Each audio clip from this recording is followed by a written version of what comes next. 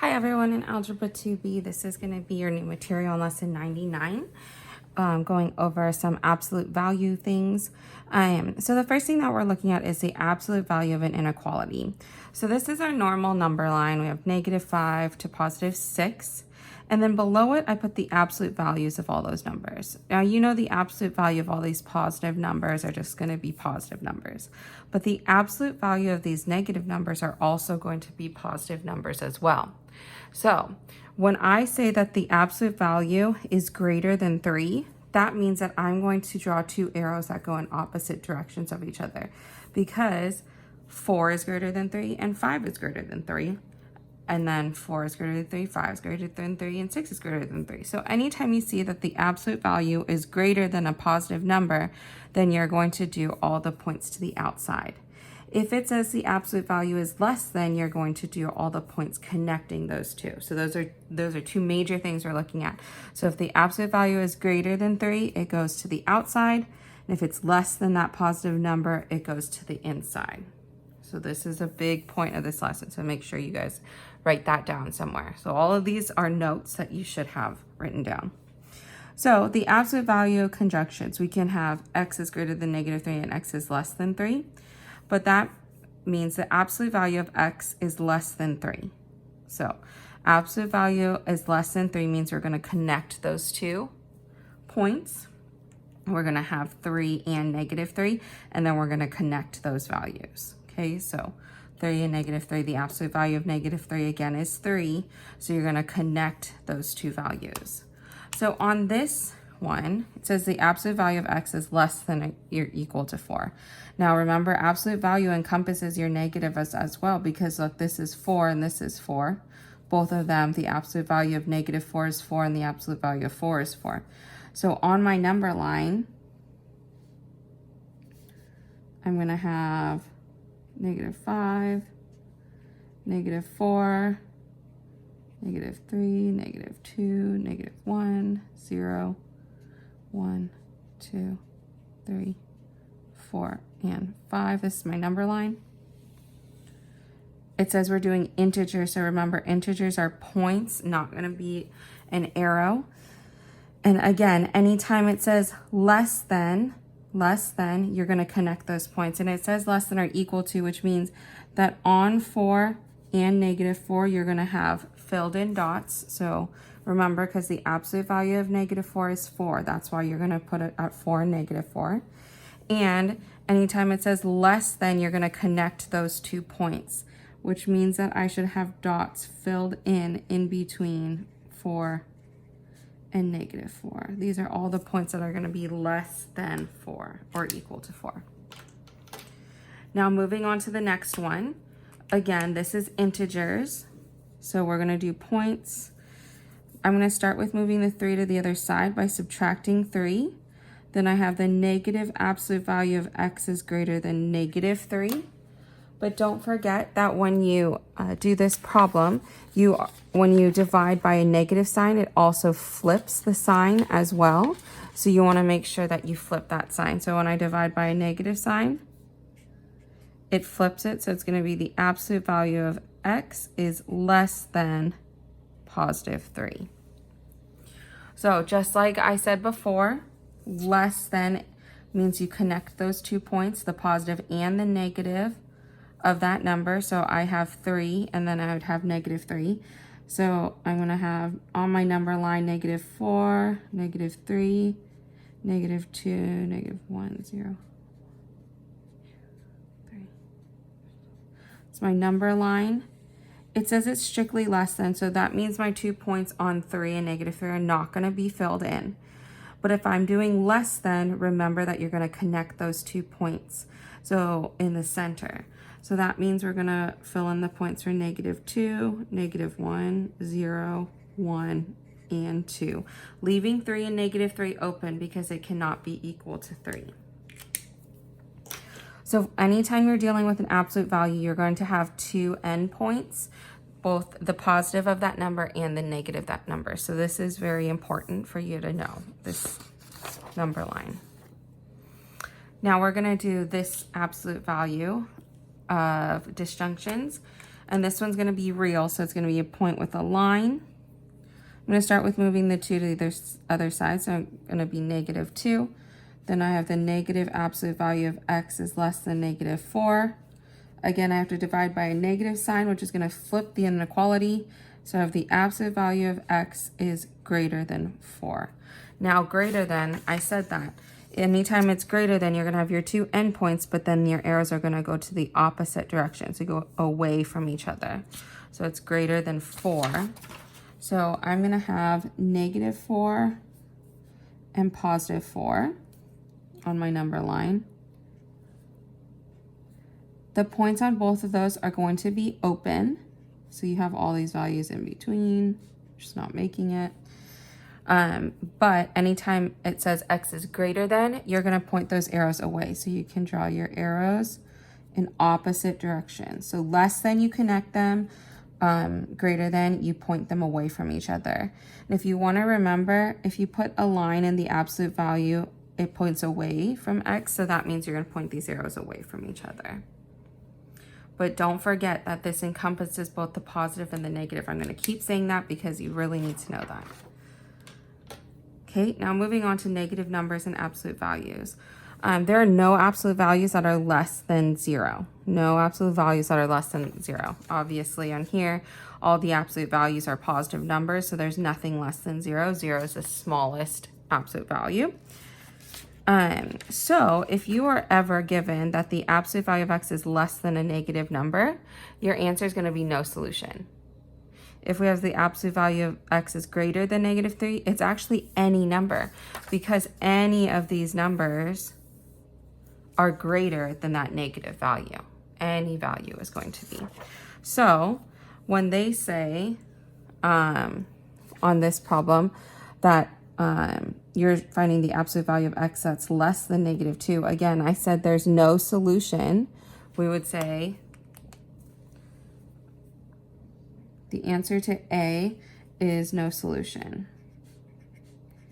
The way they're going to write this in the answer key is going to be that there's nothing in the set. So you can see like x is equal to nothing. Okay, so anytime it says the absolute value is less than a negative number, it's no solution, and you write your answer like this.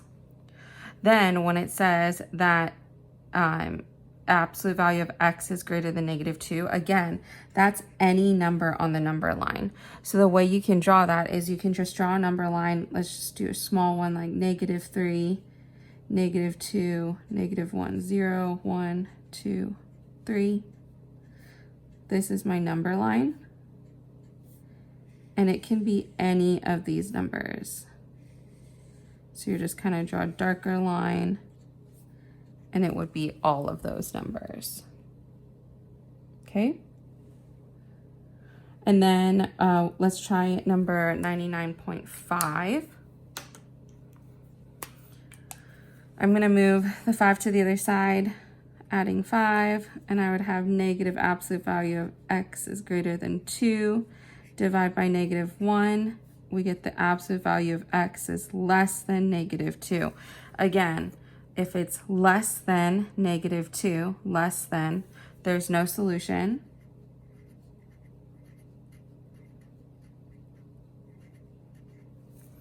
And I would say x is going to be equal to nothing. This would actually be my answer right there. And then you are done. There's no solution. There's nothing in that set. Okay, so the biggest thing to know are a couple things. If its absolute value is less than a positive number, you have 2 points and you connect them. If it's the absolute value is greater than, everything is going to be to the outside of those 2 points. And then the other big thing from this lesson is that if its absolute value is less than a negative number, there's no solution.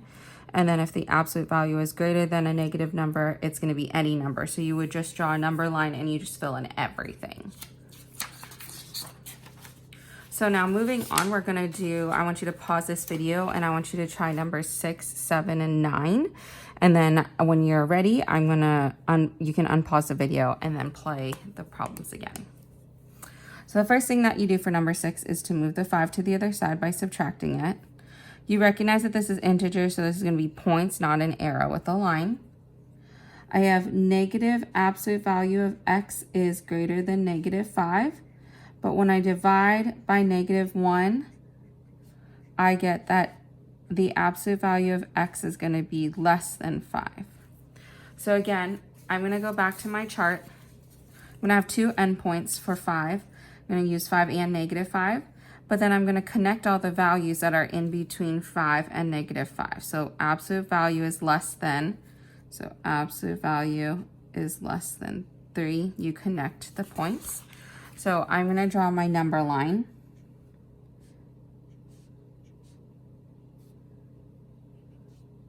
-6, -5, -4, -3, -2,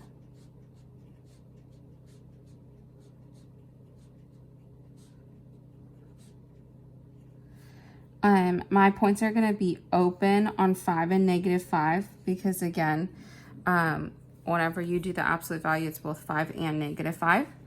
And then we're going to connect the points. So again, your hint would be if you draw a line inside the mouth, it's pointing in. So that means I'm going to fill in all the points in between 5 and -5.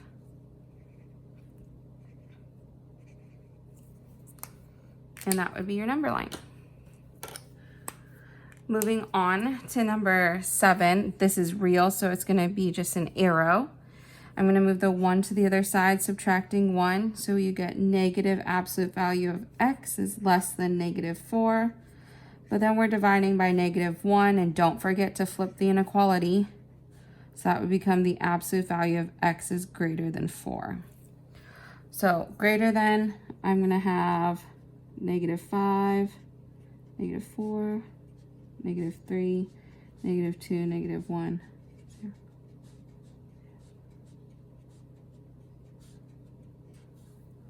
My two endpoints are going to be at 4 and -4. The dots are going to be open on 4 and -4 because, again, absolute value encompasses both the positive and the negative. And when it says that it's greater than, so less than, you connect the points, greater than you go away. And that can also be reminded by if you put an arrow in the alligator's mouth, notice that it's pointing away. So I would draw my arrow to point away from the other point and then away from the other point. So the arrow in the alligator's mouth is basically pointing to this side. So this one points away, this one points in. So that's number 6 and number 7. Now for number 9, we need to use a formula for this problem. And that formula is n is equal to the first plus a fraction times the second minus the first. And the order it shows up in is always fraction, first, second. So I'm going to plug in my variables. I have first is equal to 1/2. My fraction is 2/7. I'm going to have 2 and 1/3 minus 1/2. Now I'm going to make this into an improper fraction before I make a common denominator. So I'm going to have 1/2 plus 2/7. This would become 7/3 minus 1/2. Now I'll make a common denominator in the parentheses. So that will be the 1/2 and the 2/7 stays the same. Don't add those together. Remember, you have to multiply first. So I have 14 minus 3. So that would be 11/6. Now when I multiply 2/7 times 11/6, the 2 goes into the 6 3 times. So really, I am left with 1/2 plus 11/21. Now the common denominator is going to be 42. So I'm going to multiply this by 21 and this by 2. I'm going to go up here. So I have 21/42 plus 22/42. So your answer is going to be 43/42. Or 1 1/42. And this is going to be my result.